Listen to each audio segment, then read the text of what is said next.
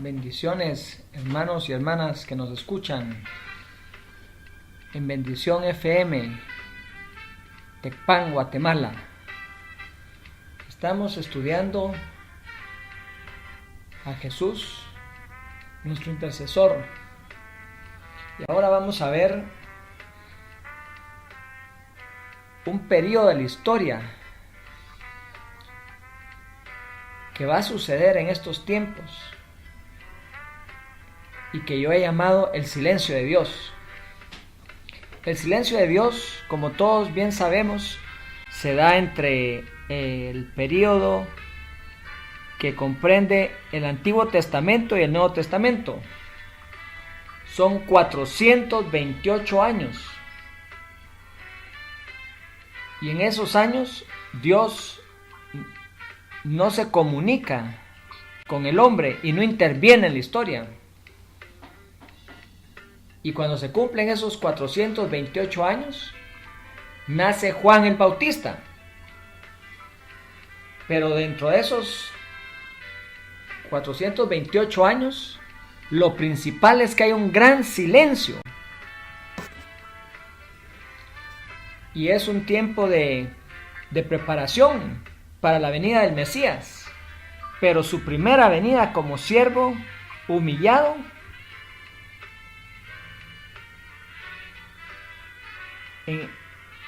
por nosotros.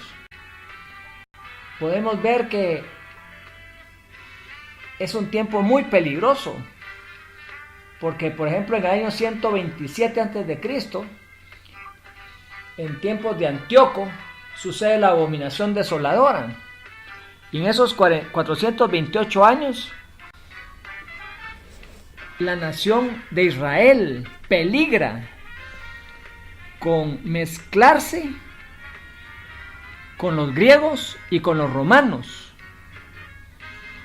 Y el Mesías llega justo a evitar que suceda eso. Y no se dan cuenta que la intervención de Jesús es decisiva para que Israel no desaparezca de la faz de la tierra.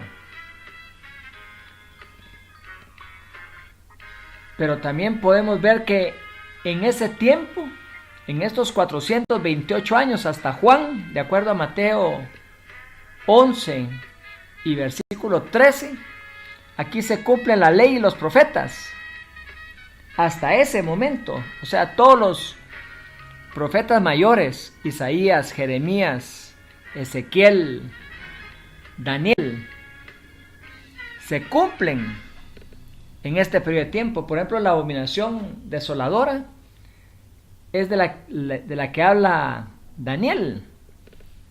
Y es impresionante ver cómo se va a cumplir en unos momentos en que Dios se ha alejado, le ha volteado la espalda, ha guardado silencio.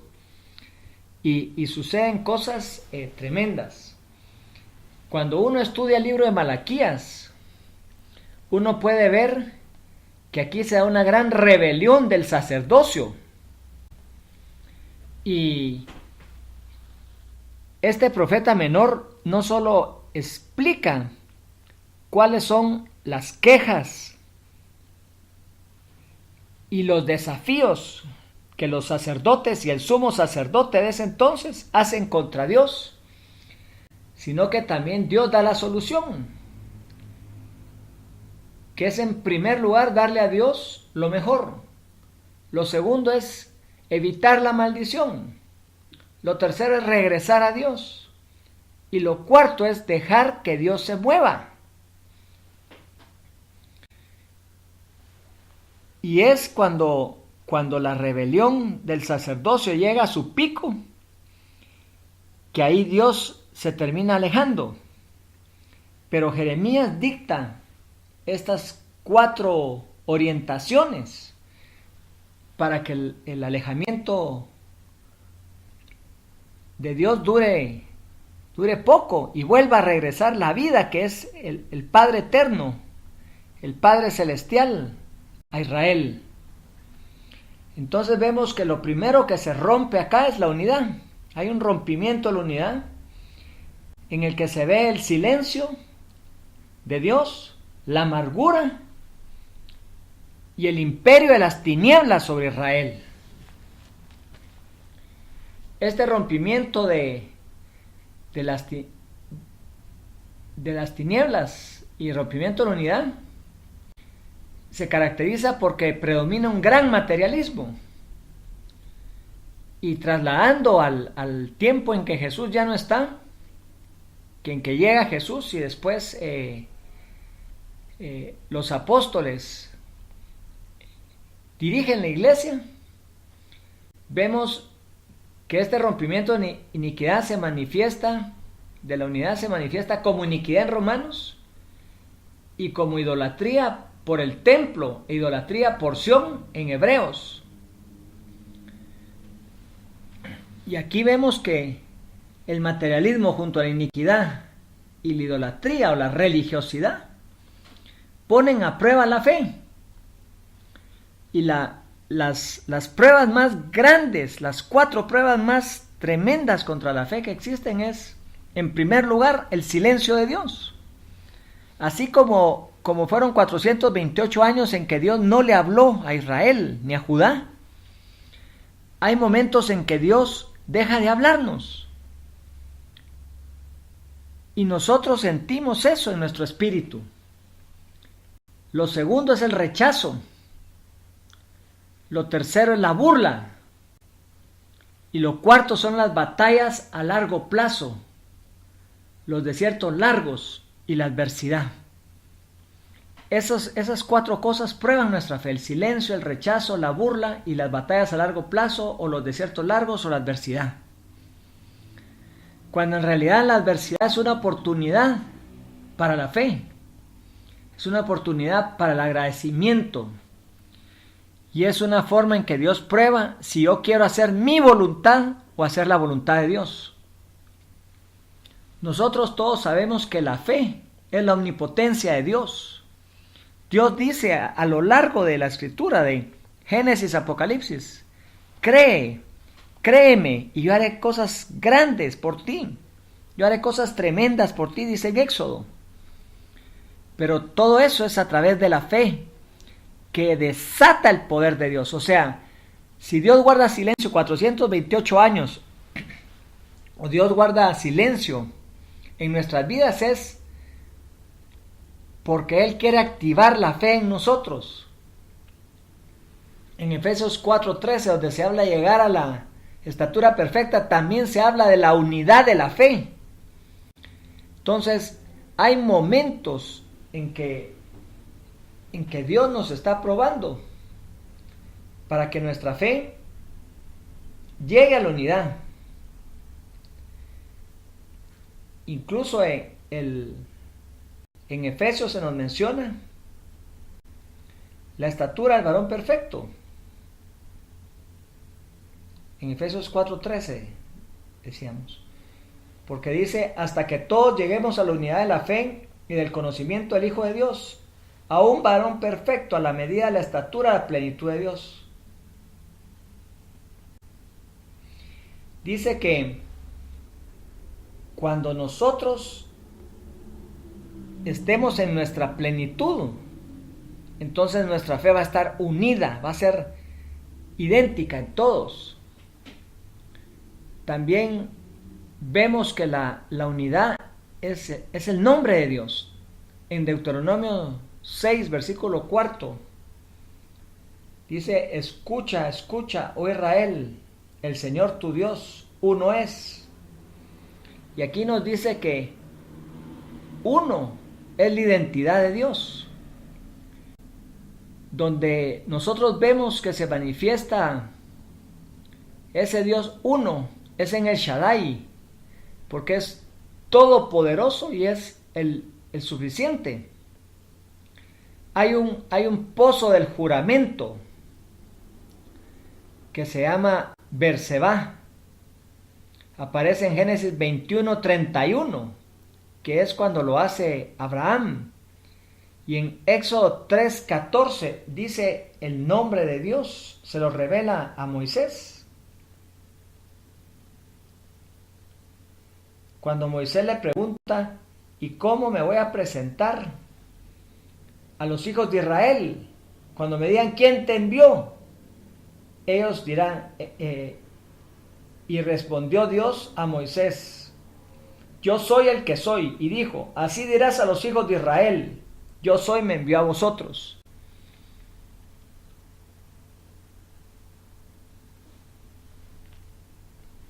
En Apocalipsis 1:20, nosotros vemos que las estrellas son las luces y que el candelero son las iglesias.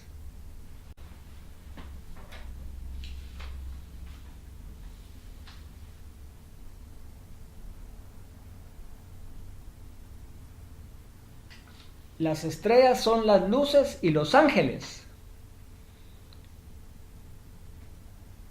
Entonces, nosotros vamos viendo que cuando Dios hace silencio, hay oscuridad. Y en 1 Corintios 6:17 dice que vamos a ser un mismo espíritu. Dice, el que se une a Dios, un mismo espíritu, hará con él. Entonces la unidad es la identidad de Dios. El Salmo 23:6, y en la casa de mi Padre, menciona el Salmo.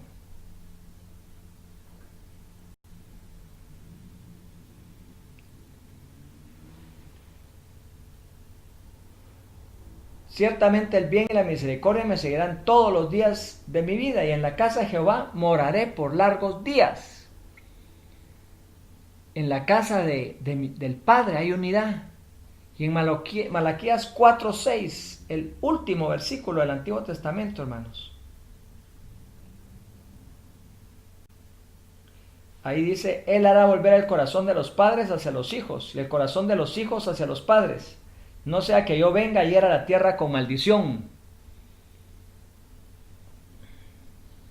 Pues ahí estamos viendo, hermanos, que cómo Dios mora alrededor de la unidad. Y en 1 de Juan 5:7 habla de que hay 3 testigos en los cielos, Padre, Hijo y Espíritu Santo. Y cuando el Padre y el Hijo están unidos, hay una unción emanada por el Espíritu Santo que nos permiten ser el ministerio del testigo.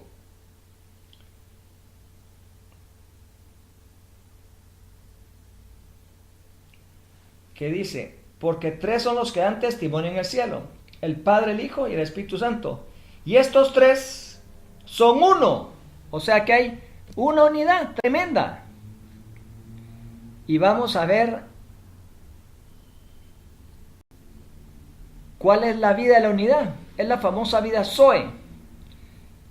Esta está en 3 palabras en el hebreo. Es Shema, Shama y Shabbat. Shema es escuchar, el rema. Eso está en Deuteronomio 6:4. Shama es la presencia. Josué 1:5. Yo estaré contigo, dice. 3 veces dice en el primer capítulo de Josué. Shabbat, plenitud de Dios y reposo del hombre. Eso está en Mateo 12:11. En Mateo 12:11 que dice de la siguiente manera.